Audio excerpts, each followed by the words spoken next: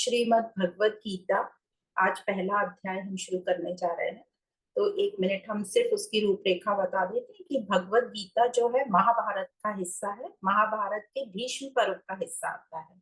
तो ये जो महाभारत का भीष्म पर्व में जहाँ पर श्री कृष्ण ने अर्जुन को उपदेश दिया है, उस हिस्से को उपनिषद भी कहा गया है। मतलब उसको उपनिषदों के साथ लाके रख दिया गया है। मतलब उसमें इतना व्यवहारिक ज्ञान है जो हमें बहुत उपयोगी है और शुद्ध भी है। साथ साथ इस भगवत गीता में 700 श्लोक हैं, 18 अध्याय हैं। तो जो पहला अध्याय है अर्जुन विषाद योग के नाम से, उसमें अर्जुन की समस्या बताई गई है। अर्जुन अपनी समस्या बताता है कि मुझे युद्ध क्यों नहीं करना।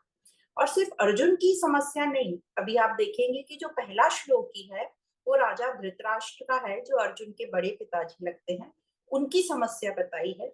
और उसके बाद दुर्योधन की समस्या बताते हैं और फिर अर्जुन की समस्या। तो इस प्रकार ये जो पहला अध्याय है, इसमें पूरी समस्या ही बताई गई है। और इसमें भगवान श्री कृष्ण ने एक शब्द भी उन्होंने कहीं कुछ नहीं बोला है, उन्होंने सिर्फ समस्या सुनी है, अर्जुन जो उनसे बोल रहे थे। और फिर नेक्स्ट जो 17 अध्याय है, उसमें श्री कृष्ण ने इन समस्याओं का समाधान किया है, या कह लीजिए समस्या को सुलझाने की कोशिश करी है और वो सुलझी है। अब कई लोगों की ये धारणा होती है कि जो अध्यात्म होता है, मतलब जो आध्यात्मिक व्यक्ति होता है, उसे दुख नहीं होता, उसे परेशानी नहीं होती, उसे चिंता नहीं होती, है ना? उसके सामने कोई बड़ी समस्या आती नहीं, क्योंकि वो आध्यात्मिक व्यक्ति है, क्योंकि वो भगवान में लीन है, इसके लिए उसके सामने कोई समस्या आती ही नहीं। तो ये जो धारणा है हमारी, ये एकदम गलत धारणा है। क्योंकि हम सब जानते हैं कि ये जन्म जो है हमारा, यही जन्म से ही दुख है। जन्म है ही तो दुख है, जन्म है दुख के साथ ही ना। तो जीवन है तो ये सब आएगा ही आएगा। समस्या आएंगी, परेशानी होगी, शरीर का दुख होगा, मन का दुख होगा, चिंता होगी, सब होगा। पर हाँ, फर्क इतना है कि जब आध्यात्मिक रहते हैं, मतलब भगवान के साथ हमारा रिश्ता रहता है, या हम भगवान को अपने साथ रखते हैं।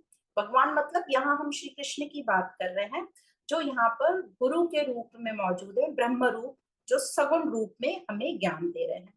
तो जब हम आध्यात्मिक होते हैं, कृष्ण के साथ, हम अपने कृष्ण को अपने साथ रखते हैं, तो ये जो हमारी दुख, चिंता, परेशानी, इसके साथ जो हमारा संबंध रहता है, उसका जो लेवल है वो ऊंचे स्तर का हो जाता है। या कह लीजिए हमारा और इन चिंता परेशानी का जो संबंध है, बहुत ही सुंदर संबंध हो जाता है। इसका ये मतलब नहीं कि हमें दुख नहीं होगा, चिंता नहीं होगी। चिंता भी होगी, दुख भी होगा, पर हमें समझ में आएगा कि इसके इन परिस्थितियों का सामना हमें कैसे करना है। तो दुख, परेशानी ये सब आएगी, और पर हम इसका ठीक प्रकार से सामना कर सकते हैं। तो ये जो आध्यात्मिक अध्ययन है, या अद्वैत ज्ञान है, या जो यहाँ भगवान श्री कृष्ण है क्या समझा रहे हैं अर्जुन को, युद्ध करो, मतलब हमें संघर्ष करना सिखाती है। तो हमें क्या लगता है कि जो जिनको संघर्ष नहीं है उसका जीवन अच्छा है, पर यहाँ भगवान हमें समझाते हैं कि संघर्ष करो अपने जीवन से। मतलब जो भी हमारी मान्यताएं हैं, बिलीफ सिस्टम है, उनसे संघर्ष करो और अपने मन का जो लेवल है उसको ऊंचा उठाओ। मन के जो अशुद्धियां हैं उसको खुद ही निरीक्षण करो इस आध्यात्मिक ज्ञान के साधन से, और उसे जो है समझ कर, जब समझ जाओगे तो वो खुद ही गलत फहमियां तुम्हारी हट जाएंगी। तो संघर्ष करना हमें सिखाती है, हमें अपने से ईमानदार होना सिखाती है, हमें मेहनत करना सिखाती है। अब यह भी सोच है कि जो भगवान के साथ होता है, या भगवान जिसके साथ होता है, उसको उसको विजय हमेशा प्राप्त होती है। तो यह भी जरूरी नहीं है। कई बार भगवान, हम भगवान के साथ हैं, या भगवान को हमने अपने साथ रखा है, पर हम शारीरिक रूप से कमजोर हैं, या कुछ और हमें रोग हो गया है, तो जरूरी नहीं है, ये समझ कुछ कम है, हमें समझ नहीं आ रही है, तो जरूरी नहीं है कि हमेशा हमें हर काम में कामयाबी हासिल हो या विजय हासिल हो। तो वो हार होती है, तो संसारिक रूप से वो हमें हार दिखाई देती है, पर वो हार नहीं है। यदि सही दिशा में, सही सोच से हमने कुछ कर्म किया है, तो उसका रिजल्ट जो भी हो उसको शुभ ही मानते हैं। तो इस प्रकार जो भी अपना रिजल्ट आता है उसको हम देखते हैं, अपनी गलतियां समझते हैं, अपनी गलतियों को स्वीकार करते हैं और फिर भिड़ जाते हैं अपनी मेहनत करने में और फिर से कर्म करने में। तो इस प्रकार जो अध्यात्म की गलत धारणा है कि जो भी व्यक्ति आध्यात्मिक होगा उसके सामने दुख, परेशानी, चिंता या नाकामयाबी नहीं आएगी, ऐसा बिल्कुल नहीं है। हाँ, उसके साथ हमारा संबंध बहुत शुद्ध हो जाता है। तो आज हम शुरू करते हैं श्रीमद् भगवद गीता, जिसमें 18 अध्याय हैं। हम पहला अध्याय शुरू करते हैं जिसका नाम है अर्जुन विषाद योग। तो अर्जुन विषाद योग में जो पहला श्लोक है वो है धृतराष्ट्र उवाच। अब आप देखेंगे कि इस युद्ध में धृतराष्ट्र ने तो पार्ट भी नहीं लिया था, वो तो अपने राजमहल में बैठे थे, वो युद्ध में थे ही नहीं। पर वेद व्यास जी ने इस उवाच को पहला उवाच रखा, न तो कृष्ण को पहला स्थान दिया, न अर्जुन को, न ही किसी और को, न संजय को, न ही कोई अन्य योद्धा को। क्यों ऐसा किया? क्योंकि इस उवाच में आप देखेंगे श्री राजा जो धृतराष्ट्र है उनका मोह स्वरूप आप देखेंगे, और वही हम सब में है, मोह। जो संतान के प्रति मोह रहता है और उसके कारण दुख होता है। तो इसलिए इस जो उवाच का है बहुत महत्व है और ये हमारे लिए निरीक्षण के लिए बहुत उपयोगी है। तो हम शुरू करते हैं पहला श्लोक। श्रीमद् भगवद गीता पहला अध्याय, प्रथम अध्याय। धृतराष्ट्र उवाच। धर्म क्षेत्रे कुरुक्षेत्रे समवेता युयुत्सवः मामकाः पांडवाश्चैव किम कुरुवत संजय। संजय, धर्म भूमि कुरुक्षेत्र में युद्ध के लिए इकट्ठे हुए मेरे और पांडु के पुत्रों के बीच क्या हुआ? तो ये पहला श्लोक धृतराष्ट्र का मोह दिखाई दे रहा है इसमें। तो धृतराष्ट्र, ये पहला श्लोक को आप बोल सकते हैं धृतराष्ट्र, राजा धृतराष्ट्र की समस्या। तो पहला पूरा अध्याय जो है, जैसे कि अभी बात की, समस्याएं बतलाई गई है इसमें। जिस प्रकार हमारा भी जीवन पूरा समस्या है, हमारे विचार, हमारे निर्णय, हमारा उद्देश्य, हमारे कर्म, ये सब की सब समस्या है। और आगे 17 श्लोक अध्याय में हम देखेंगे, 17वें अध्याय में श्री कृष्ण इसका निवारण करते हैं। तो अध्यात्म ज्ञान का काम ही है कि समस्याओं को सुलझाना। यदि समस्या हमको नहीं मिल रही है तो अध्यात्म का हमारे लाइफ में कोई रोल नहीं। तो वेद व्यास जी ने ये पहला श्लोक धृतराष्ट्र जी को दिया। तो इस पहले श्लोक में जैसे कि बताया, राजा धृतराष्ट्र की समस्या बताई है। और आगे का दूसरे से 19वें श्लोक में राजा दुर्योधन की समस्या बताई है। और फिर 19 श्लोक के बाद 20वें श्लोक से अर्जुन की समस्या बताई है इस अध्याय के एंड तक, जो 47 श्लोक है इसमें। तो इस पहले श्लोक में राजा धृतराष्ट्र जो है अपनी इच्छा या अपनी आतुरता प्रकट कर रहे हैं। कह रहे हैं, हे संजय बताओ, युद्ध में जो इकट्ठे हुए हैं मेरे पुत्र और पांडु के पुत्र, उनके बीच क्या हो रहा है या क्या हुआ है। तो वो सूचना मांग रहे हैं। तो यहाँ ये बताया जा रहा है कि इस श्लोक में जो है भेद प्रकट हो रहा है। धृतराष्ट्र अपना जो क्वेश्चन पूछ रहे हैं संजय से, उसमें भेद दिखाई दे रहा है।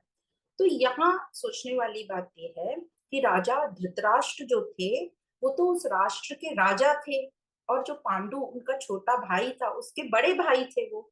और उनसे इस प्रकार का सेंटेंस कि मेरे और पांडु पुत्र, यह पूछना थोड़ा सा अजीब बात बता रहा है। क्योंकि पांडु उनका छोटा भाई था और पांडु अभी रहा भी नहीं, वो देह से अभी है भी नहीं यहाँ पे। तो उनके ही परिवार के बच्चों को, जिनके पिता अभी जीवित नहीं है, उनके बीच में और अपने पुत्रों के बीच में उन्होंने भेद प्रकट किया।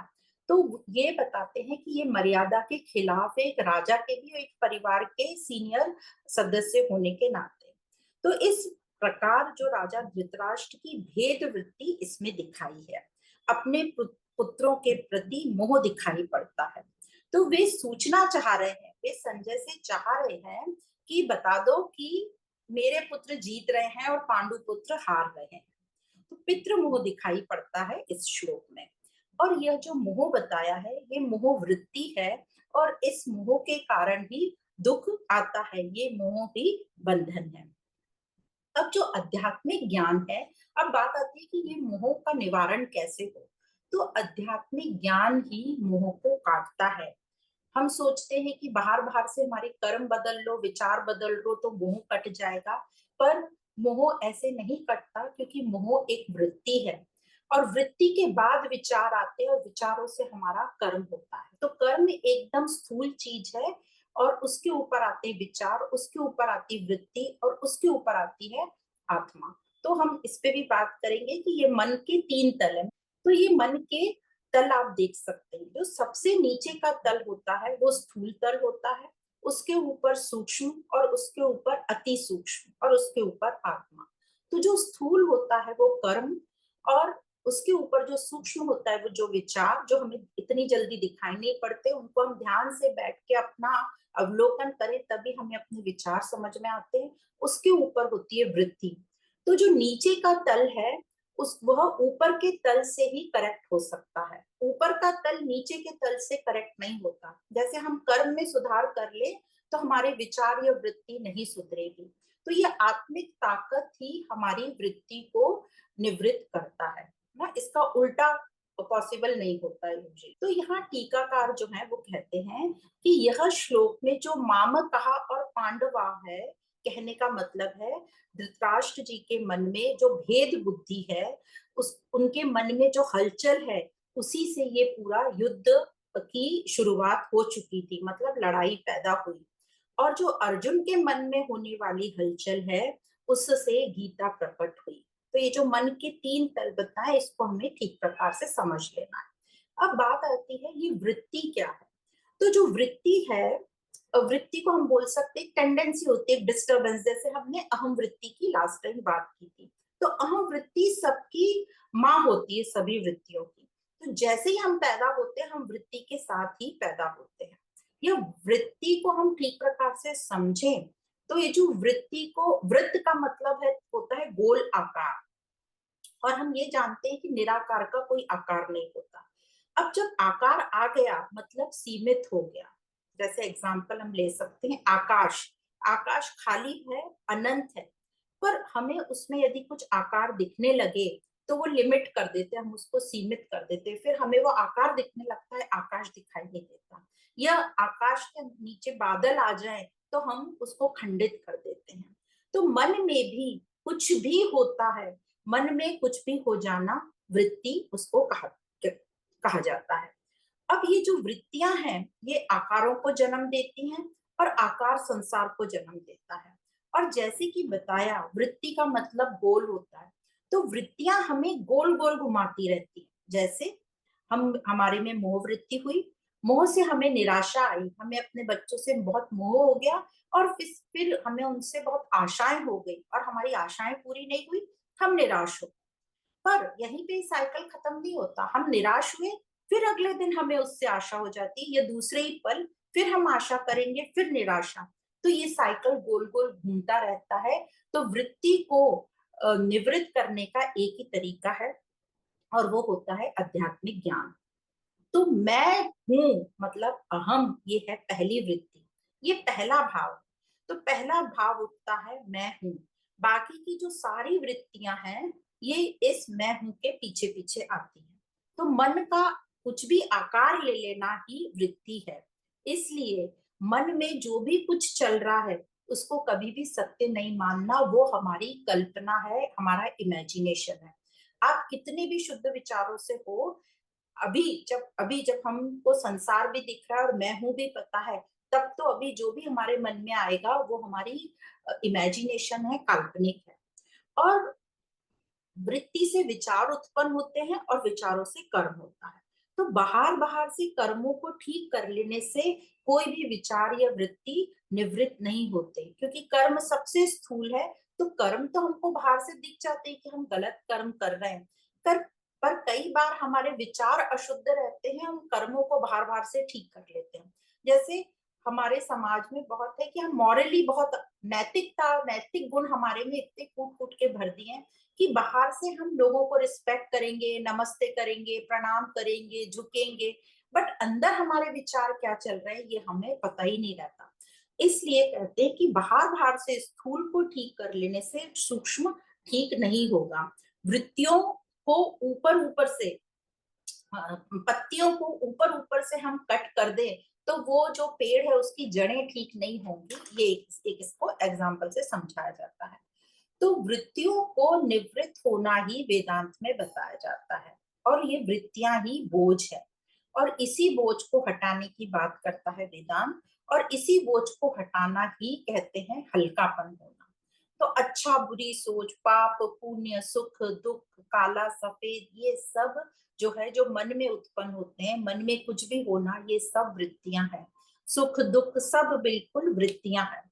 क्योंकि जो मन का स्वभाव है वो मन का स्वभाव है साफ, एकदम साफ। उसमें कुछ भी होना उसे खंडित कर देता है, उसे सीमित कर देता है। जैसे कि शांत पानी रहता है और हमारा मन हलचल में रहता है तो हम उसमें पत्थर डाल देते हैं, तो पत्थर डालने से उस पानी में क्या होता है, रिपल्स इफेक्ट होता है, एकदम लहरें लहरें आने लगती हैं। तो जिस प्रकार शांत पानी में पत्थर डालने से वो पूरा हिल जाता है, उसकी शांति भंग हो जाती है, उसी प्रकार मन में कुछ भी होने से मन का जो स्वभाव है आनंद अनंत, वो खंडित हो जाता है। पर वेदांतिक अभ्यास से ही या आत्मज्ञान की ताकत से ही यह निवृत्ति होती है। पर ये निवृत्ति कैसे होगी? ज्ञान हम अपने मन बुद्धि को ही दे रहे हैं, तो मन का ही जो दूसरा साफ हिस्सा है वो ही मन की वृत्तियों पर काम करेगा। और जो वृत्तियां हैं उसकी ताकत जो है सच की ताकत से तो बड़ी नहीं होती, सत्य आत्मिक ताकत सबसे बड़ी है, और उस वह ताकत ही वृत्तियों को निवृत्त कर सकती है। जैसे बादल के आ जाने से आकाश का कुछ नुकसान नहीं होता, उसमें कोई फर्क नहीं पड़ता ना। और न ही इस बादल को आकाश ने बनाया है, बादल तो प्रकृति है। आकाश एकदम साफ है, बादल के ऊपर नीचे आजू बाजू सब तरफ आकाश है, तो बादल के आ जाने से आकाश को फर्क नहीं पड़ता। आकाश मतलब ये हम समझाने की बात कर रहे हैं, आकाश में वो ताकत है कि वो बादल से अनछुआ रहता है और उसकी ताकत बड़ी है। तो इस प्रकार अभ्यास करते करते हमारा जो एक मन है जो अभी साफ है, शुद्ध है, वही जोर डालता है, और ये जो दूसरा मन हमारा है वही अध्यात्म से और स्ट्रांग होता है, और वो जो हमारा दूसरा मन है जो अभी इतना शुद्ध नहीं है और हमें गलत दिशा में ले जाता है, उसको खींचकर सही दिशा में ला सकता है। जैसे एग्जाम्पल के तौर पर हमको एक्सरसाइज करने जाना है, पर जाना तो है, सोच लिया, पर जब हम उठकर जाने लगते हैं तो मन में इतना आलस आता है, और मन अपने आप को 100 बहाने दे देता है एक्सरसाइज या व्यायाम ना करने की। पर इसी मन का जो दूसरा हिस्सा है वो क्या कहता है, यदि वो स्ट्रांग रहा तो कहेगा नहीं नहीं नहीं, एक्सरसाइज करना इंपॉर्टेंट है, चलो उठो और जाओ। तो जो वाली ताकत ज्यादा होगी हम वो करेंगे। तो ये जो हमारे ही मन का दूसरा हिस्सा है जो स्ट्रांग है, वही हमको सही कार्य में लगा देता है, और यह होता है निरंतर अभ्यास से। तो निरंतर अभ्यास से ही हमारे मन को ताकत मिलती है, और कौन से अभ्यास से? या आध्यात्मिक आत्मिक ज्ञान के अभ्यास से। और हमें ताकत मिलती है ताकि हम वृत्तियों से लड़ सके, युद्ध कर सके। तो इस प्रकार ये पहले श्लोक की महत्वता बताई। जैसे आत्मा सबसे ऊपर है, सत्य, अहम चेतना, मैं, अहम वृत्ति। ये चेतना क्या है? जो मुझे मेरा भान है कि मैं हूं, ये अहम वृत्ति। और ये अहम वृत्ति का ही विस्तार होता है, मैं हूं और ये जगत है। और इस प्रकार ये द्वैत भाव शुरू हो जाता है। तो ये तो हो गया अहम और उसका विस्तार, मैं और जगत का विस्तार। अब एक और दूसरा डायग्राम देखेंगे। तो ये अहम जो मैं है, मन है ना, इसमें ये चैतन्य अभी हुआ नहीं है, इसमें चेतना है कि मैं हूं। ये हमने जब पिछली बार 7वां अध्याय पढ़ाया था तब भी बताया था। इसलिए जो अहम है, मैं, चेतना मतलब मेरा भान है कि मैं हूं और ये संसार है। तो ये जो अहम है ये पूरी तरह चैतन्य नहीं है, इसमें भी जड़ भाव भी है और चेतन भी है।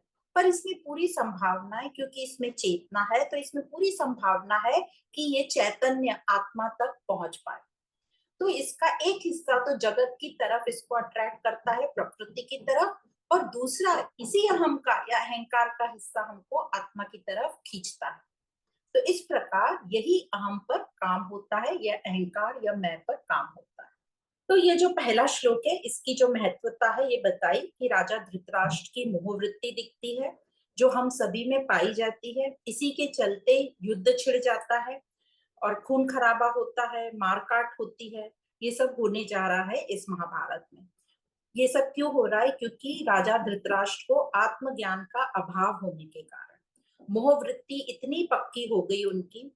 और ऐसा नहीं है कि उनके पास कृष्ण नहीं थे, उनके पास ही थे, उनके आसपास ही थे, पर उन्होंने उनसे कभी सलाह मशवरा की नहीं।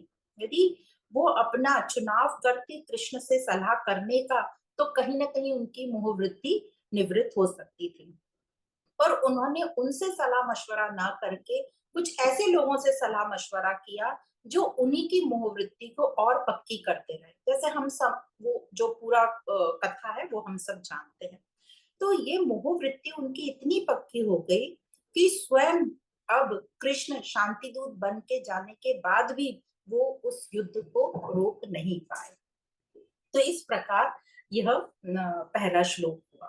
तो आत्मज्ञान से ही जब हम दूर रहते हैं, और या आप ऐसा बोल लीजिए, आत्मज्ञान से दूर रहना और अपने आप को बार बार ये बोलना कि मैं तो बहुत मजे में हूँ, बहुत बढ़िया हूँ, ठीक हूँ, यह मानना, ये सबसे भयंकर बात हो जाती है।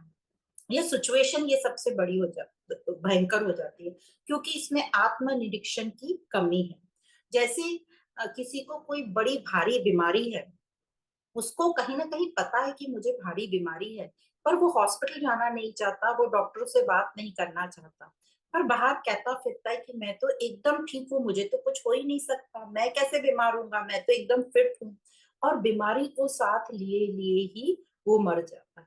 ये हमने कई बार अपने आसपास के लोगों में देखा भी है, क्योंकि यहाँ वो आत्मनिरीक्षण करने से डरता है, क्योंकि उसको पता है कि ये अध्यात्म ज्ञान लेंगे तो इसमें तो है मैं को ही खत्म करना, और जब मैं ही खत्म हो जाऊंगा तो मैं को कोई खत्म नहीं करना चाहता, यही सबसे बड़ा ये इसकी इसकी वृत्ति है।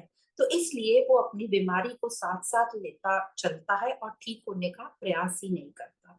तो इस प्रकार अध्यात्म की कमी या आत्मनिरीक्षण की कमी से युद्ध छिड़ जाता है। तो ये था पहला श्लोक। अब चलते हैं आगे का श्लोक, श्लोक नंबर 2, पहला अध्याय, श्लोक नंबर 2। संजय उवाच दृष्ट्वा तु पाण्डवानीकं व्यूढन् दुर्योधनस्तदा आचार्यम् उपसंगम्य राजा वचनं ब्रवीत। संजय बोले, उस समय वज्रव्यूह से खड़ी हुई पांडव सेना को देखकर और द्रोणाचार्य के पास जाकर राजा दुर्योधन ने यह वचन बोला। तो इस श्लोक में अब दुर्योधन का मुंह दिखाई पड़ता है। अब जो दुर्योधन है वो अपने जो गुरु द्रोणाचार्य थे, आचार्य द्रोण को बता रहे हैं, उनको भय लगा हुआ है कि यह जो पांडव सेना है ये सुचारू रूप से शांत खड़ी हुई है। इसको देखकर उनको भय उत्पन्न हुआ और वो आचार्य द्रोण को बता रहे हैं कि एकदम आवेश में आकर अपने जो विरुद्ध खड़ी हुई पार्टी है उनके योद्धाओं को बता रहे हैं और एक एक का नाम लेते के बताते हैं। अब यहाँ पर देखने की बात यह है कि वो क्यों एक एक का नाम ले रहे हैं। जो आचार्य ध्रुव है वो इस ऑपोजिट पार्टी के सभी योद्धाओं को जानते थे, क्योंकि करीब करीब सभी उनके शिष्य रह चुके थे।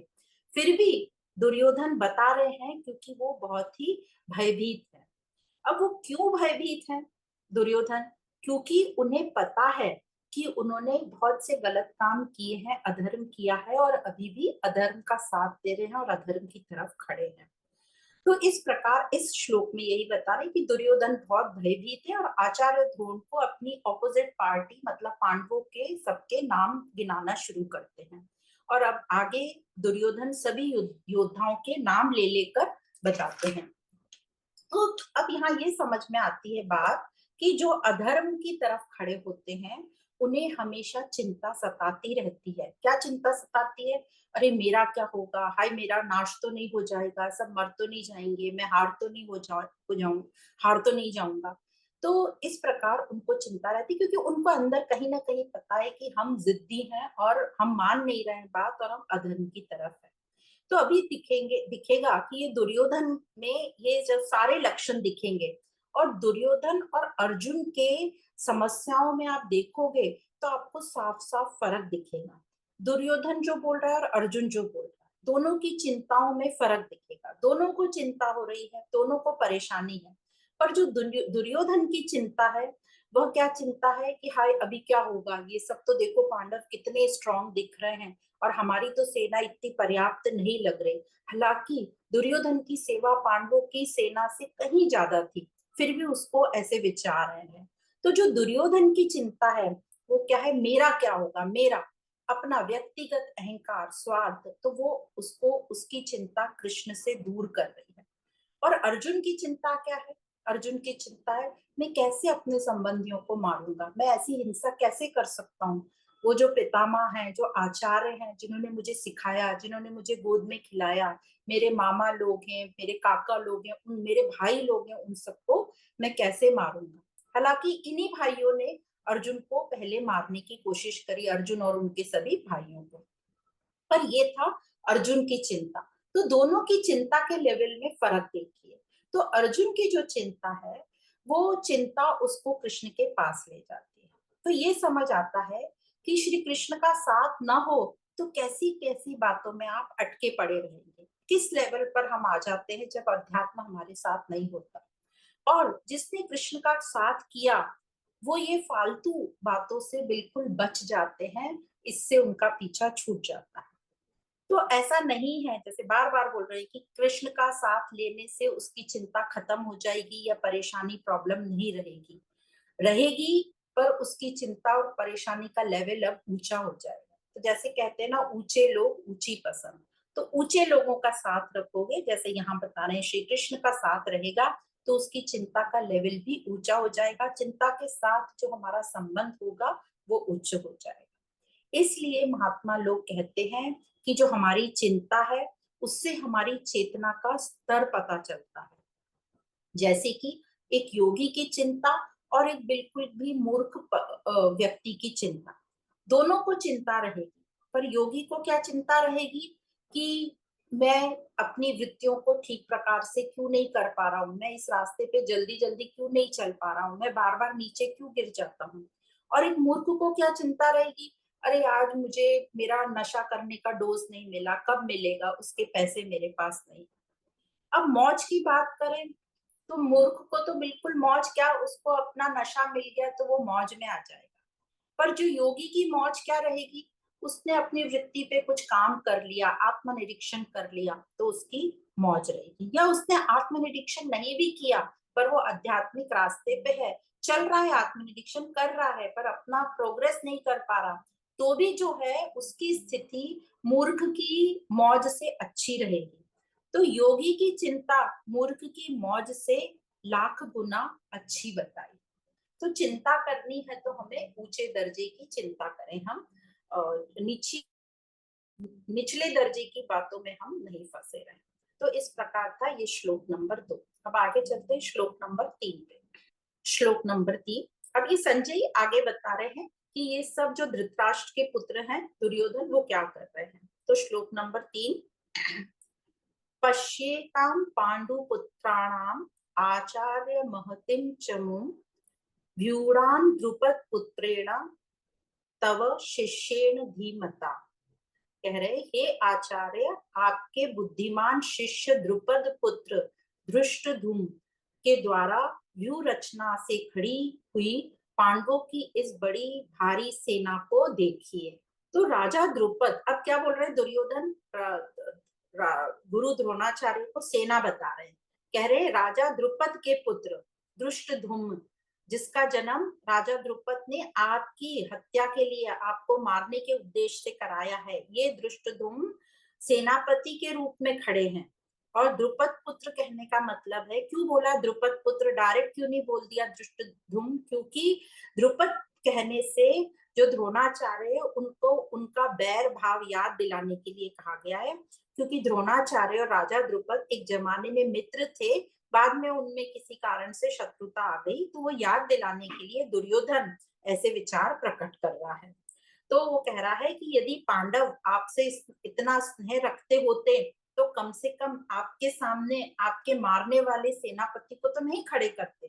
तो इस प्रकार वो द्रोणाचार्य जी को उकसा भी रहा है, क्योंकि दुर्योधन को अच्छे से पता है कि वो गलत है, पर वो अपनी स्थिति को स्वीकार करने को तैयार ही नहीं है। उसका अहंकार, उसकी जिद इतनी पक्की है, क्योंकि आत्मज्ञान का अभाव है।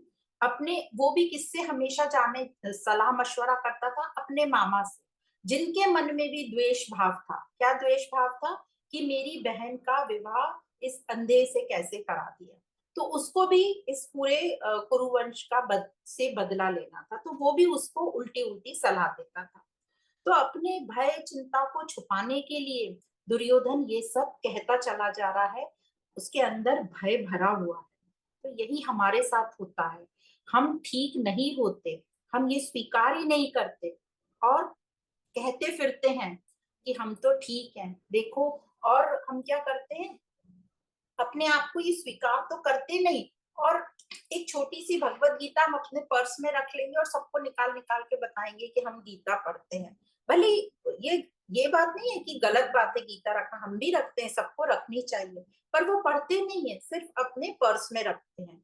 कि वो इसलिए रखते हैं कि गीता के साथ होने से शायद हमको यात्रा में कठिनाई नहीं आए, कोई एक्सीडेंट नहीं हो, हम बच जाएं। तो ये अध्यात्म नहीं है। 2 बार मंदिर चले जाना, रोज आरती कर लेना, प्रसाद खा लेना, अपने साथ प्रसाद की पोटली रखना, अपने साथ भगवान को इधर उधर घुमाना, ये आध्यात्मिक यात्रा नहीं है। इससे हमारा बचाव या हमारा दैहिक बचाव भले ही हो जाए, वो भी नहीं होता, उसके लिए हमें मेहनत करनी होती है, पर यह अध्यात्म नहीं है। अध्यात्म मतलब हम ये ज्ञान पढ़ के अपना स्वयं का निरीक्षण करें, अपने को जाने और अपनी स्थिति देखें। स्वयं को देखना ही आध्यात्मिकता है। अब चलते हैं श्लोक नंबर 4 की तरफ। तो श्लोक नंबर 4, 5, 6, क्योंकि यहाँ पे सब नाम गिनाए गए हैं पांडवों की सेना में, उसको हम साथ में ले लेंगे। अत्र शूरा महेश्वासा भीमा अर्जुन समायुधि युयुधानो विराटश्च द्रुपदश्च महारथाः। फिर 5वां श्लोक है, दृष्ट केतुश्चेकितानः काशीराजश्च वीर्यवान पुरुजित कुंती भोजश्च शैब्यश्च नरपुंगवः। अब 6वां श्लोक इस प्रकार है, युधामन्युश्च विक्रांत उत्तमौजाश्च वीर्यवान सौभद्रो द्रौपदेयाश्च सर्व एव महारथाः। तो ये 3 श्लोक साथ में लिए गए हैं। तो 4थे श्लोक में बता रहे हैं, यहाँ पांडवों की सेना में बड़े बड़े शूरवीर हैं, ऐसा दुर्योधन द्रोणाचार्य को बता रहे हैं। उनके पास बड़े बड़े धनुष हैं, तथा जो युद्ध में भीम अर्जुन के समान है, उनमें युयुधान सात्यकी जिसका नाम है, राजा विराट और महारथी द्रुपद भी हैं।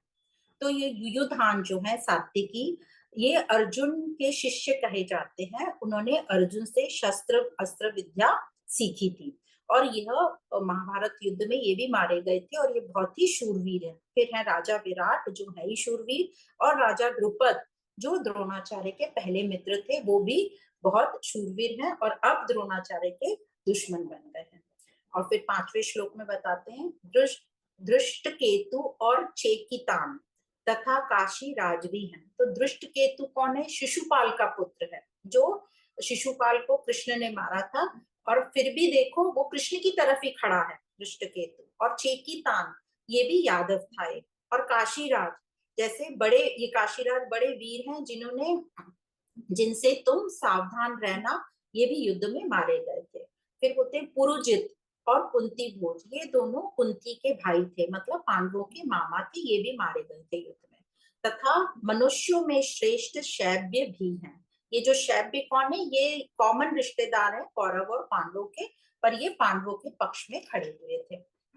फिर श्लोक नंबर 6 में बोलते हैं, युधामन्यु और पराक्रमी उत्तम औझा भी हैं, और सुभद्रा पुत्र अभिमन्यु और द्रौपदी के 5 पुत्र भी हैं। ये सब की सब महारथी हैं, इनको ठीक प्रकार से देख लो। तो जो सुभद्रा है वो सब जानते हैं, कृष्ण की बहन है। इनके जो पुत्र है अभिमन्यु, उन्होंने गर्भ में ही कहते हैं कृष्ण से चक्रव्यूह की विद्या ले ली थी। द्रौपदी के 5 पुत्रों के नाम बताते हैं, आप डिटेल में महाभारत पढ़ेंगे तो, प्रतिविंध्य, सुतसौम, श्रुतकर्मा, शतानिक और श्रुतसेन, इनको देख लो। और द्रौपदी ने भी दुर्योधन का कभी मजाक बनाया था, तो उसका भी उसको बदला लेना था। तो ऐसे दुर्योधन द्रोणाचार्य को सब बताते हैं और बोलते हैं सब की सब महारथी हैं। और ये जो पांचों पुत्र हैं द्रौपदी को, इन पांचों को अश्वत्थामा मतलब द्रोणाचार्य जी के जो पुत्र थे, उन्होंने रात को सोते समय उनको मारा था, जो कि युद्ध नीति के खिलाफ था। तो इस प्रकार यहाँ दुर्योधन गुरु द्रोणाचार्य को उल्हाना दे रहे हैं और अर्जुन और पांडवों के प्रति भड़का रहे हैं, कह रहे हैं देखो देखो, तुमने जो अर्जुन को अपना इतना प्रिय शिष्य माना था, वही तुम्हारे विपरीत आज खड़ा हो गया। तो ये सब जानते ही हैं, द्रोणाचार्य को अर्जुन बहुत प्यारे थे, फिर भी अभी आपके वो अगेंस्ट में खड़े। फिर आते हैं श्लोक नंबर 7वां। तो श्लोक नंबर 7वां इस प्रकार है, अस्माकं तु विशिष्टाये तान्निबोध विजोत्तम नायकामं सैन्यस्य संज्ञा संज्ञा अर्थन तान विवृमिते। मतलब हे द्विजोतम, द्विजोतम मतलब दूसरे जन्म लेने वाला। तो द्रोणाचार्य को यहाँ पर दुर्योधन द्विजोत्तम करके संबोधित कर रहे हैं, मतलब जिनको ज्ञान में उच्चतम स्थान प्राप्त हो गया है। तो पहला जन्म तो हमारा ये बायोलॉजिकल हमारा जैविक जन्म होता है शरीर से, और जो दूसरा जन्म हमारा होता है जब हम ज्ञान से समझ जाते हैं कि मेरे इस जीवन का उद्देश्य क्या है और उस रास्ते चलने लगते हैं आत्मज्ञान के रास्ते पे, तो उसको दूसरा जन्म बोलते हैं। तो कह रहे हैं, अब वो द्रोणाचार्य को थोड़ा अच्छे संबोधित भी कर रहे हैं और कह रहे हैं हमारे पक्ष में भी जो मुख्य हैं उन पर भी ध्यान दीजिए। क्यों दुर्योधन बोल रहे हैं ध्यान दीजिए? क्योंकि वो सब जो उनकी सेना थी द्रोणाचार्य के पीछे खड़ी थी, द्रोणाचार्य आगे खड़े थे, इसलिए उनको याद दिला रहे हैं कि सिर्फ पांडव सेना को मत देखो, अपने भी योद्धाओं को देखो। मेरी सेना के जो नायक हैं, सेनापति हैं, महारथी हैं, उनको अब मैं कहता हूँ। और अपनी सेना की तारीफ करते हुए दुर्योधन आगे के श्लोक में कहते हैं, भवान भीष्मश्च कर्णश्च कृपश्च समितिंजय अश्वत्थामा विकर्णश्च सौमदत्त स्थितैव च। आप द्रोणाचार्य और पितामह भीष्म तथा कर्ण और संग्राम विजयी कृपाचार्य तथा वैसे ही अश्वत्थामा विकर्ण और सौमदत्त का पुत्र भूरिश्रवा। तो दूसरा भी श्लोक पढ़ लेते हैं, 9वां श्लोक, वो इस प्रकार है, अन्ये च वह कश शूरा मदर्थे त्यक्त जीविताः नाना शस्त्र प्रहरणास सर्वे युद्ध विशारदा। तो यहाँ कह रहे हैं दुर्योधन कि आप और पितामह जैसे तो कोई है ही नहीं, और कृपाचार्य जो हमारे परम हितैषी हैं, चिरंजीवी हैं, और कर्ण तो बहुत ही शूरवीर हैं, सब जानते हैं, और विकर्ण मेरा भाई है, वो भी शूरवीर है। और क्या बोला, सोमदत्त के पुत्र, ये कौन है? सोमदत्त के पुत्र ये बोलते हैं जो शांतनु के जो भाई थे। शांतनु कौन? ये अर्जुन के और दुर्योधन के ग्रेट ग्रैंडफादर, प्रपितामह, शांतनु के भाई के पौत्र भ्रूशिवा नाम से वो ये सोमदत्त के पुत्र हैं, उनको कह रहे हैं, वो भी महारथी यहाँ पे हैं। मतलब शांतनु के भाई के पुत्र का नाम सोमदत्त और उनका बेटा है भूरिश्रवा, वो भी महारथी है, तो डरने की क्या बात है? इस प्रकार दुर्योधन बोलते हैं। और फिर बोलते हैं इसके अतिरिक्त बहुत से शूरवीर हैं जिन्होंने मेरे लिए अपने जीने की इच्छा को भी त्याग दिया है, और जो अनेक प्रकार के अस्त्र शस्त्र लेकर यहाँ मौजूद हैं, और वो बहुत ही सभी शूरवीर हैं और सभी युद्ध में चतुर हैं। ये सब यहाँ पर खड़े हैं मेरे लिए। तो यह जो सब दुर्योधन की बात सुनकर अभी भी जो है द्रोणाचार्य चुप खड़े हैं। तो दुर्योधन अब और आगे कहता है, अब वो और उत्तेजित हो रहा है और कह रहा है, श्लोक नंबर 10वें पे आते हैं। तो श्लोक नंबर 10वां ऐसा है, अपर्याप्तन तदस्माकं बलम भीष्म भिरक्षितम पर्याप्तन त्विदमेतेषां बलम भीमा भिरक्षितम। और 11वां श्लोक बोलते हैं, अयनेषु च सर्वेषु यथा भागम वस्थिताः भीष्ममेवाभिरक्षन्तु भवन्तः सर्व एव ही। तो यहाँ पर ये 2 श्लोकों में आप बोलते हैं दुर्योधन, हमारी यह जो सेना है पांडवों पर विजय करने में अपर्याप्त है, मतलब असमर्थ है, क्योंकि जो है इसमें भीष्म है और दुर्योधन को भीष्म पितामह पे बहुत ज्यादा भरोसा नहीं था। उसको भीष्म पितामह से ज्यादा भरोसा अपने मित्र कर्ण पर था, क्योंकि उसको लगता है भीष्म पितामह जो है वो उनको भेद है हमारे और कौरवों के बीच में, और उनका हमेशा झुकाव पांडवों की तरफ है। तो उसको हमेशा ये डर लगा रहता है कि जो भीष्म है वो एक तो कृष्ण के भक्त हैं, दूसरा वो युधिष्ठिर का बहुत आदर करते हैं, और तीसरा अर्जुन उनको प्रिय है। तो दुर्योधन को भीष्म पे भरोसा कम होता है। तो इस उत्तेजना में वो बोलता है कि देखो हमारी सेना तो अपर्याप्त है, हालांकि हम जानते हैं दुर्योधन की सेना पांडवों की सेना से बहुत बड़ी थी, और उसके पास तो कृष्ण की नारायणी सेना भी थी। और कहते हैं कि जो आगे जो सेना में पांडवों की सेना में कौन है, भीम है, वो भीष्म को भीम से कंपेयर कर रहे हैं, जो सेनापति तो नहीं है पर उनके संरक्षक हैं, पर उनकी सेना पर्याप्त है, समर्थ है, क्योंकि दुर्योधन भीम के बल को शक्ति को अच्छी से पहचानता था। यही कारणों के कारण दुर्योधन द्रोणाचार्य जी से कह रहा है, जब वो कुछ भी नहीं बोल रहे, कि अपनी सेना अपर्याप्त है और उनकी सेना पर्याप्त है। तो ऐसा डर भी कब होता है, जब अपन ने गलत किया है, भले ही हमारे पास सेना है, दम है, बल है, पर अंदर कोई ना कोई चीज खा रही है और उसको डर लग रहा है कि मैं हार जाऊंगा, और वो भयभीत हुआ चला जा रहा है। आगे 11वें श्लोक में दुर्योधन बोलते हैं अपने सेना के जो महारथियों उनसे बोलते हैं कि सभी लोग सभी अपने अपने मोर्चे संभाल लो और अपनी अपनी जगह दृढ़ता से खड़े हो जाओ, और भीष्म पितामह का जो है रक्षा करो सब लोग। अब वो भीष्म पितामह की रक्षा के लिए भी बोल रहा है यहाँ पर, जबकि जो भीष्म पितामह है हम सब जानते हैं उनको इच्छा मृत्यु का वरदान था, मतलब कि वो इतने बलवान थे, इतने शूरवीर थे कि जब तक वो अपने खुद ही समर्पण ना कर दे उनको कोई नहीं मार सकता। उनकी रक्षा करने के लिए दुर्योधन अपनी सेना के सभी लोगों को बोल रहा है। और फिर आगे यह दुर्योधन के लिए जो पितामह भीष्म क्या करते हैं वो नेक्स्ट श्लोक में बताते हैं, श्लोक नंबर 12। श्लोक नंबर 12, तस्य संनयन हर्षं कुरुवृध पितामहा पितामहः सिंहनादं विनद्धोचै शंखन दग्धमो प्रतापवान। और 13वां श्लोक इस प्रकार है, ततः शंख शंख शंखाश्च धैर्यश्च पणवानक गौमुखाः सहसैवा भयन भय हन्यन्त स शब्दस्तु मूलो भवत। तो यहाँ कह रहे हैं दुर्योधन दुर्योधन नहीं कह रहे, अब भीष्म पितामह क्या करने जा रहे हैं ये बताया है। तो अब भीष्म पितामह ने देख लिया कि जो दुर्योधन है वो बहुत ही भयभीत हो रहा है और उसका जो युद्ध के लिए उत्साह कम हो रहा है, तो उस दुर्योधन के हृदय में हर्ष उत्पन्न करते हुए कौरवों में ये जो सबसे वृद्ध पितामह है भीष्म, उन्होंने सिंह के समान गरज कर जोर से शंख बजाया, ताकि शंखों की गरजना सुनकर दुर्योधन में थोड़ा उत्साह आ जाए, वो थोड़ा प्रसन्न हो जाए, उसका भय थोड़ा कम हो जाए। और यहाँ भीष्म पिता के लिए संजय ने कुरुवद एवं प्रतापवान कहा है, क्योंकि जो पितामह है भीष्म पितामह वो कुरुवंशियों में सबसे करीब करीब सबसे वृद्ध थे, क्योंकि उनके एक और काका भी थे जो उनसे भी वृद्ध वहां पर मौजूद थे। और दूसरा, भीष्म पिता जो हैं धर्म और ज्ञान में बहुत ही पक्के थे, और इसलिए उनको प्रतापवान भी कहा।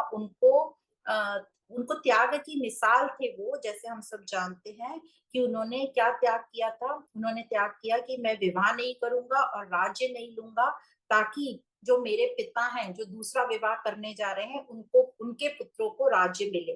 तो ये हम सभी जानते हैं कि जो भीष्म थे उन्होंने कम आयु में ही, क्योंकि जो उनकी माता थी माता गंगा वो तो चली गई थी, तो उनके जो पिताजी थे उनको फिर से विवाह करना था, और वह जो है काम वासना में ग्रसित हो गए और एक दूसरी व्यक्ति के मुंह में आ गए और उनसे विवाह करने की उनकी इच्छा हुई। तो जब उस व्यक्ति जो उनकी सत्यवती नाम था, तो उनके जो पिता ने देखा कि ये इनका तो ऑलरेडी एक बेटा है और बड़ा सारा है और ये ही जल्दी राजगद्दी पे बैठ जाएगा, क्योंकि ये जो राजा हैं ये तो जल्दी ही वृद्ध हो जाएंगे। तो उन्होंने कहा कि नहीं, मैं मेरी बेटी आपके साथ नहीं ब्याह सकता, मैं तभी ब्याहूंगा जब मेरी बेटी के बच्चों को राज्य मिलेगा। तो ये जो पिता थे शांतनु, ये पहुंच गए अपने बेटे के पास, भीष्म पितामह के पास, जब वो बच्चे थे, देवदत्त शायद नाम था उनका। पहले ये भीष्म तो प्रतिज्ञा लेने के बाद हुआ, तो पहुंच गए कि भाई वो तो मना कर रहे हैं अपनी बेटी को ब्याहने को। तो यहाँ भीष्म ने क्या किया, यहाँ पे एक प्रॉमिस ले लिया, अपने आप से एक प्रतिज्ञा कर ली कि पिताजी की काम वासना पूरी करने के लिए मैं विवाह नहीं करूंगा और राज्य नहीं लूंगा। अब यहीं पर ये समझ में आता है कि अपने पिता की वासना पूरी करने के लिए उन्होंने ऐसी भीष्म प्रतिज्ञा ले ली। तो यहीं से ये बुलावा आ जाता है युद्ध का, कि आप काम वासना में भटक कर यदि ऐसे काम करेंगे तो वो युद्ध तो पक्का होने ही वाला है आगे। तो इसलिए भले ही भीष्म पितामह को आदर से देखा जाता है कि उसने प्रतिज्ञा ले ली और वो बड़े निष्ठावान थे, ज्ञानवान थे, पर ऐसी प्रतिज्ञा करने से वो समाज में अच्छे पुत्र तो कहलाए, पर राज्य के लिए वो ठीक नहीं हुआ, क्योंकि वो युद्ध हो गया और राज में हमने देखा कि दुर्योधन के काल में कैसा सब अनर्थ हुआ। तो इसलिए हम लोग भी देखते हैं नैतिक दृष्टि से, हम सभी नैतिकता पूर्ण करने के लिए एक अच्छी पत्नी, अच्छे पिता, अच्छी माँ, बच्चों का कुछ भी कहना मान लेते हैं, कुछ भी करते हैं। पर यहाँ पे हमें समझ में आ रहा है कि नैतिकता के चलते नैतिकता को हम इतना ऊपर नहीं रखेंगे जितना हम सत्य को ऊपर रखेंगे। तो सत्य के लिए यदि वहां पर भीष्म को यहाँ पर अड़ भी जाना पड़ता तो चलता था, वो राज्य सुरक्षित हो जाता। तो इस प्रकार वहां भीष्म की बात बताई। और फिर आगे के जो 13वें श्लोक में कहते हैं कि उसके बाद शंख, जैसे ही भीष्म पिता ने शंख बजाया, उसके बाद शंख और भैरी तथा नगाड़े, ढोल, मृदंग और नरसिंगे बाजे एक साथ ही बज उठे और उनका वह शब्द बड़ा ही भयंकर, बहुत जोरों से आवाज हुई। यहाँ तक कि बताते हैं कि धृतराष्ट्र के पुत्रों ने क्या किया, आगे यहाँ तक तो बता दिया धृतराष्ट्र के पुत्रों ने क्या किया, उनकी सेना ने शंख बजा दिए। अब आगे के श्लोक में बताएंगे कि पांडु पुत्रों ने क्या किया, उन्होंने कैसे शंख बजाए। तो वो आता है श्लोक नंबर 14। तो श्लोक नंबर 14, 15 और 16 में बताया पांडवों की सेना ने क्या किया। तो इसमें बताते हैं, ततः श्वेतैर हयैर युक्ते महति स्पंदने स्थितौ माधव पांडव पांडवश्चैव दिव्यो शंखौ प्रदद्मतुः। और 15वें श्लोक को इस प्रकार बोला है, किस किसने कौन कौन से श्लोक बताए। पांचजन्यम ऋषिकेशो देवदत्तन धनंजयाः पौंड्रन दहमौ महाशंखम भीम कर्मा वृको दर। ये 15वें श्लोक में बताते हैं किसने कौन कौन से श्लोक शंख बजाए। और 16वें श्लोक को इस प्रकार कहा जाता है, अनंत विजयम राजा कुंती पुत्रो युधिष्ठिरः नकुलस सहदेवश्च सुघोषमणि पुष्पकौ। तो किस किसने कौन कौन से शंख बजाए, ये 14, 15 और 16 में बताया है। इसको हम पढ़ लेते हैं हिंदी अनुवाद।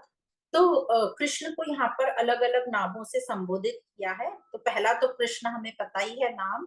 कृष्ण का मतलब होता है आकर्षण, खिंचाव, या जिसके बिना रहा नहीं जा सकता, तो ये कृष्ण का मतलब। और यहाँ माधव नाम बोला है, तो माधव मतलब माँ और धव से बना है। माँ मतलब लक्ष्मी का नाम और धव मतलब पति को बोलते, तो लक्ष्मीपति माधव। तो कह रहे हैं उसके बाद पांडवों की तरफ से सफेद सुंदर घोड़ों से युक्त महान रथ पर बैठे हुए माधव श्री कृष्ण और पांडु पुत्र अर्जुन ने भी दिव्य शंखों को बड़े जोर से बजाया। और 15वें श्लोक में कहा है कि अंतर्यामी श्री कृष्ण ने पांचजन्य नामक तथा धनंजय अर्जुन ने देवदत्त नामक शंख बजाया। और भयानक कर्म करने वाले वृकोदर भीम ने पौड्रक नामक शंख बजाया। तो पौंड्रक मतलब बड़े आकार का शंख और वृकोदर मतलब जो अधिक भोजन पचाने की शक्ति रखता है। और भयानक कर्म करने का मतलब बोल रहे हैं जिस भीम ने बड़े बड़े असुरों को मारा है और बड़े बड़े वीर जैसे जरासंध वगैरह को मार गिराया है। तो इस प्रकार 14 और 15 श्लोक बताया। और 16वें श्लोक में बताते हैं कुंती पुत्र राजा युधिष्ठिर ने अनंत विजय नामक शंख बजाया तथा नकुल और सहदेव ने सुघोष और मणि पुष्पक नामक शंख बजाए। तो इस प्रकार ये 16वें श्लोक में यहाँ तक बताया। अब आगे बताते हैं श्लोक नंबर हम 17 और 18 पढ़ते हैं। काश्यश्च परमेश्वासः शिखंडी च महारथाः धृष्टद्युम्नो विराटश्च सात्यकीश्च पराजिताः। और 18 नंबर का श्लोक इस प्रकार है। द्रुपदो द्रौपदेयाश्च सर्वश पृथुवीपदे सौभद्रश्च महाबाहुष शंखान दुद्दमुः पृथक पृथक। तो यहाँ बता रहे हैं कि श्लोक नंबर 17 और 18 में हे राजन, श्रेष्ठ धनुष वाले काशीराज और महारथी शिखंडी तथा धृष्टद्युम्न एवं राजा विराट और अजय सात्विकी और साथ में राजा द्रुपद, द्रौपदी के 5 पुत्र तथा लंबी लंबी भुजाओं वाले सुभद्र पुत्र अभिमन्यु, इन सभी ने सब ओर से अलग अलग अपने शंख बजाए। और 19वां श्लोक कहता है सघोषो धार्त राष्ट्राणाम हृदयानि व्यदारयते व्यदारयत नभश्च पृथ्वी चैव तुमुलो व्यानुनादयन्।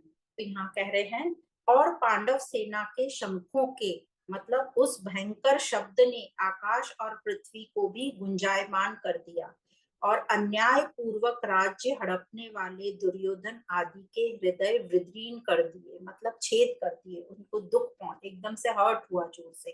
तो क्या कह रहे हैं संजय कि हृदय विदीर्ण हो गए। कैसे विदीर्ण हुए? शंखों की ध्वनि से। इसका तात्पर्य यह है कि हृदय को किसी अस्त्र शस्त्र से विदीर्ण करने से जैसी पीड़ा होती है वैसी ही पीड़ा उनके हृदय में शंख ध्वनि से हो गई। मतलब उनका बल कमजोर हुआ, भय पैदा हुआ। ऐसा क्यों हुआ? क्योंकि अन्याय करने वालों के साथ खड़े हैं और खुद अन्याय भी कर रहे हैं। तो अधर्म करने वाले, अधर्म का साथ देने वाले सब भयभीत रहते हैं और इसलिए कमजोर भी पड़ते हैं। तो भीष्म भले ही बलवान थे, सब थे, पर अन्याय के साथ खड़े थे, इसलिए उनको भी मारना पड़ा। तो धर्म पर चलने वाले, धर्म का साथ देने वाले यूजुअली देखा जाता है उनके हृदय मजबूत रहते हैं, उनमें शूरवीरता रहती है, कॉन्फिडेंस रहता है। तो अधर्म के पास कितनी भी बड़ी सेना हो वो भय में रहते हैं और उनको हमेशा लगता है कि हमारे पास तो अपर्याप्त है, हम हार जाएंगे या हम मर जाएंगे। तो यहाँ उदाहरण के लिए जैसे रावण का उदाहरण देते हैं, टीकाकारों ने रावण का उदाहरण यूजुअली दिया है। जिस प्रकार रावण से पूरी सृष्टि त्रिलोकी सृष्टि डरती थी, रावण के नाम से कांपती थी, वही रावण जब सीता का हरण करने गया तो वह भी भयभीत था। कैसे? वो भी इधर उधर देख रहा था हरण करने के पहले कि कोई मुझे देख न ले। तो क्योंकि वो अधर्म कर रहा है तो उसे वहां डर लग रहा है। सही काम करते हैं तो फिर इधर उधर देखने की जरूरत नहीं, या तो किसी को दिखाने के लिए जब हम बनते हैं बनावटी तौर पे तब देखते हैं, पर हमें किसी को नहीं दिखाना, हमें अपनी मस्ती में सत्य करना है तो हम किसी की ओर नहीं देखते। तो यहाँ तक हमने आज पढ़ा कि राजा धृतराष्ट्र ने पहले श्लोक में अपना और पांडु पुत्रों के विषय में प्रश्न पूछा, अपने पुत्रों के और पांडु पुत्रों के। इसमें उसका उत्तर संजय ने दूसरे श्लोक में दिया, दूसरे श्लोक से 19वें श्लोक तक दे दिया। तो यहाँ हमने सबसे पहले देखा राजा धृतराष्ट्र का पुत्र मोहवृत्ति देखी, फिर हमने दूसरे श्लोक से दुर्योधन की जिद और अहंकार की वृत्ति देखी 19वें श्लोक तक। यह भी देखा कि दोनों सेनाओं में कैसे शंख बजे, कौन कौन मौजूद थे, दुर्योधन ने सबका नाम लिया। और आगे संजय ने बताया कि कैसे भीष्म पिता ने शंख बजाया ताकि दुर्योधन का थोड़ा उत्साह बढ़े, वो थोड़ा उत्तेजित जो है वो थोड़ा कम हो और युद्ध में ध्यान दे। और पांडवों की सेना ने कौन-कौन से शंख बजाए। अब आगे अर्जुन क्या कह रहे हैं कृष्ण से, वो नेक्स्ट श्लोक मतलब श्लोक नंबर 20 से होगा, वो हम नेक्स्ट क्लास में लेंगे।